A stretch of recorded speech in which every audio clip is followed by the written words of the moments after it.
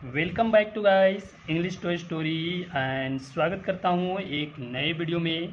And guys मैं आज आपके लिए काफ़ी इंटरेस्टिंग स्टोरी लेकर आया हूँ। तो गाइस वीडियो में अंत तक बने रहिए और इसे समझने का प्रयास कीजिए।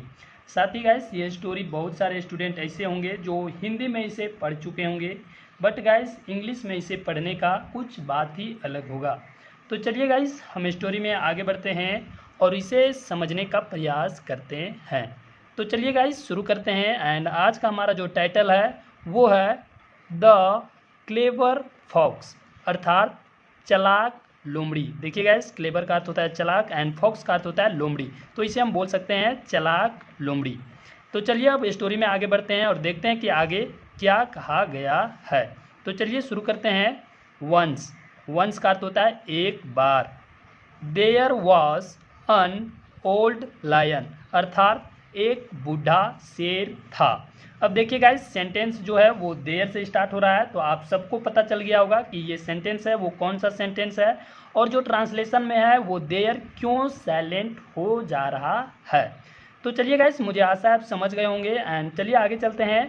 ही was unable to kill any creature. अब देखिए गाइस, यहाँ कहने का अर्थ यह है कि एक बार एक बूढ़ा शेर था। ही वॉज अनेबल, अर्थात वो असमर्थ था, अयोग्य था, अर्थात वो नहीं मार सकता था। किसे? तो एनी क्रिएचर, क्रिएचर का अर्थ होता है किसी भी जीव जंतु का, किसी भी जीव जंतु को या किसी भी जानवर को। तो यहाँ कहने का अर्थ यह है कि जो शेर था, यानी कि जो बूढ़ा शेर था, वो किसी भी जानवर को मारने में असमर्थ था। ये यहाँ कहने का अर्थ है। उसके बाद देखिए गाइस, आगे क्या कहा गया है। सो, इसलिए, ही सेड टू हिमसेल्फ, अर्थात यहाँ कहने का अर्थ है कि इसलिए उन्होंने अपने आप से कहा। हिमसेल्फ का अर्थ हो जाएगा खुद से, इसलिए उन्होंने अपने आप से कहा। जैसे गाइस माई सेल्फ होता है, योर सेल्फ होता है, देम सेल्फ होता है, उसी प्रकार यहाँ हिमसेल्फ का प्रयोग किया गया है। खुद जो शेर है वो अपने आप से बोल रहा है, तो यहाँ हिमसेल्फ का प्रयोग किया गया है। तो चलिए देखते हैं वो अपने आप से अब क्या बोलता है। I must do something to remove my hunger. अब देखिए गाइस, यहाँ कहने का अर्थ यह है कि मुझे, यानी जो शेर है वो खुद से अपने आप से बोल रहा है कि मुझे अवश्य ही कुछ करना चाहिए। आई मस्ट डू समथिंग, क्या करने के लिए? टू रिमूव, यानी ख़त्म करने के लिए, समाप्त करने के लिए। क्या? माई हंगर, अर्थात अपने भूख को ख़त्म करने के लिए मुझे अवश्य ही कुछ करना चाहिए। अब चलिए आगे चलते हैं। इल्स, इल्स का अर्थ हो जाएगा नहीं तो, या बोल सकते हैं वरना। I would die of starvation. देखिए गाइस, स्टारवेशन का जो अर्थ होता है वो अर्थ होता है भूख, या बोल सकते हैं भूखमरी। तो यहाँ जो शेर है वो बोल रहा है कि मुझे अवश्य ही कुछ करना चाहिए अपने भूख को मिटाने के लिए, वरना, या बोल सकते हैं नहीं तो, मैं भूखे मर जाऊँगा, यानी कि मैं भूखा मर जाऊँगा। ये यहाँ कहने का अर्थ है। अब चलिए गाइस आगे चलते हैं और देखते हैं कि आगे और क्या कुछ होता है। He kept thinking. देखिए गाइस, यहाँ जो ही केप थिंकिंग है उसका अर्थ हो जाएगा वह सोचता रहा, यानी कि जो शेर है वो सोचता रहा। अब देखिए वो क्या सोचता रहा। At last an idea came in his mind. देखिए गाइस, यहाँ कहने का अर्थ यह है कि जो शेर है वो सोचता रहा, उसके बाद अंत में, एट लास्ट का अर्थ हो जाएगा अंत में, अन आइडिया, अर्थात एक तरीका, एक बुद्धि, केम आया, कहाँ? इन हिज माइंड, अर्थात उसके दिमाग में अंत या लास्ट में एक बुद्धि आया या एक तरीका सूझा। ये यहाँ कहने का अर्थ है। उसके बाद चलिए आगे चलते हैं। ही डिसाइडेड, उन्होंने निश्चय किया, या बोल सकते हैं उन्होंने फैसला किया। कौन? शेर, जो शेर है उन्होंने फैसला किया क्या करने का? To lay down. देखिए गाइस, जो ले डाउन का अर्थ हो जाएगा वो अर्थ हो जाएगा लेट जाना। तो उन्होंने निश्चय किया क्या करने का? लेट जाने का। कहाँ? इन द केव, अर्थात गुफा में, यानी कि यहाँ कहने का अर्थ है जो शेर है उन्होंने फैसला किया गुफा में लेट जाने का।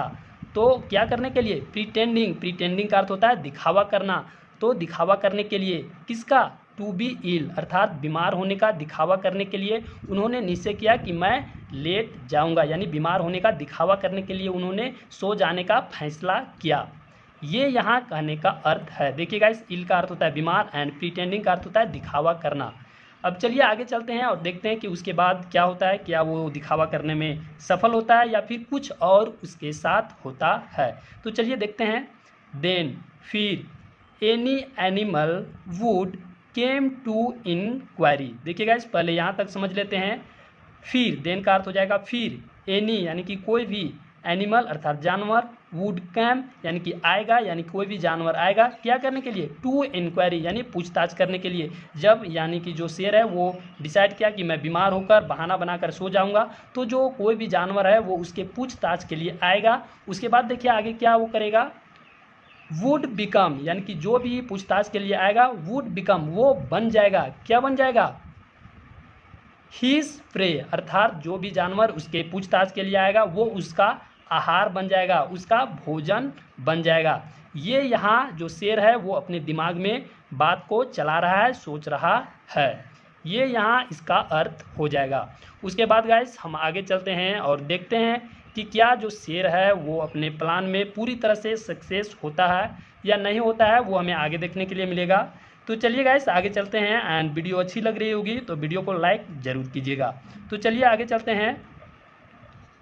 The lion put his wicked plan into practice. अब देखिए गाइस पहले हम यहाँ तक समझ लेते हैं। द लायन, देखिए गाइस द लायन का अर्थ हो जाएगा शेर, पुट का अर्थ हो जाएगा लाना, क्या, हिज अर्थात अपना, विकेट अर्थात दुष्ट, प्लान यानी कि वो अपना दुष्ट प्लान को लाया, कहाँ, इनटू अमल अर्थात अमल में लाया, लागू कर, मतलब कि वो अपना जो प्लान था वो लागू कर दिया, अमल में लाया। उसके बाद देखिए क्या होता है, विच जिसमें यानी कि इस प्लान के लिए विच का प्रयोग किया गया है, जिसमें स्टार्टेड यानी कि शुरू हो गया, वर्किंग यानी कि जो प्लान उन्होंने बनाया था वो सक्सेसफुल हो गया, यानी कि उसके हालचाल पूछने के लिए जानवर आने लगे और उसे शेर जो था वो वहाँ लेटे लेटे उन सबको मारने लगा। ये यहाँ कहने का अर्थ है कि विच स्टार्टेड वर्किंग यानी उसका जो प्लान था वो काम करने लगा। उसके बाद गाइस आगे चलते हैं और देखते हैं कि आगे क्या होता है। और many of his well wishers got killed. अब देखिए गाइस यहाँ कहने का अर्थ है कि मैनी का अर्थ हो जाएगा बहुत सारे, ऑफ हिज वेल विशर्स का अर्थ हो जाएगा शुभ चिंतक यानी कि शेर के बारे में अच्छा सोचने वाले, गॉट किल्ड यानी कि मारे गए, यानी कि जो भी शेर के बारे में अच्छा सोचते थे और उनके बारे में हाल चाल पूछने के लिए वो गुफा में गए होंगे तो शेर शायद उनको मार डाला।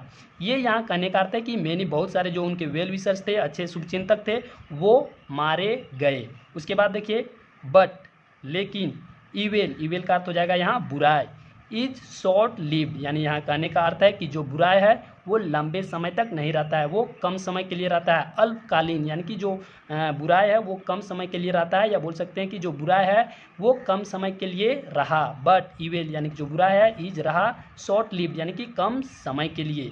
अब देखिए उसके बाद आगे क्या होता है, जो बुरा है वो कम समय के लिए रहा यानी कि उनका जो प्लान था वो शायद फेल हो गया होगा कुछ दिनों के बाद, वो यहाँ कहने का अर्थ है। अब देखिए उसका प्लान जो है वो कैसे फेल होता है वो हमें स्टोरी में देखने के लिए मिलेगा। तो चलिए देखते हैं। वन डे एक दिन, a fox visited the ailing lion. अब देखिए यहाँ कहने का अर्थ है कि एक दिन एक लोमड़ी विजिटेड यानी कि गया, कहाँ, द एलिंग लायन अर्थात उस बीमार शेर के पास एक दिन एक लोमड़ी गया। उसके बाद देखिए एज चूंकि फॉक्सेस यानी कि जो लोमड़ियाँ होती है, आर क्लेवर बाय नेचर यानी कि आप सबको भी पता होगा कि जो लोमड़ी हैं वो नेचर में, स्वभाव में वो चालाक होते हैं। तो यहाँ वही बात को बताया गया है कि जो लोमड़ियाँ होती है या बोल सकते हैं जो लोमड़ी होते हैं वो चालाक स्वभाव के होते हैं। तो देखिए जो लोमड़ी हैं वो चालाक स्वभाव के होते हैं। तो देखिए वो क्या करते हैं, आगे हमें पता चलेगा कि जो लोमड़ी है वो क्या किया आगे शेर के साथ। The fox stood at the mouth of the cave. अब देखिए गाइस जो लोमड़ी था वो शायद चालाक था, एंड स्वभाव में हम सबको भी पता है कि जो लोमड़ी है वो चालाक होते हैं। तो जो लोमड़ी है वो गेट के अर्थात बोल सकते हैं कि जो गुफा का जो दरवाज़ा था या गेट था वहाँ वो खड़ा हो गया। देखिए द फॉक्स स्टूड यानी जो लोमड़ी है वो स्टूड खड़ा हो गया, कहाँ, eight the mouth of the केव अर्थात गुफा के मुंह के पास वो जाकर जो लोमड़ी था वो खड़ा हो गया। ये यहाँ कहने का अर्थ है। उसके बाद देखिए his sixth sense work and he new the reality.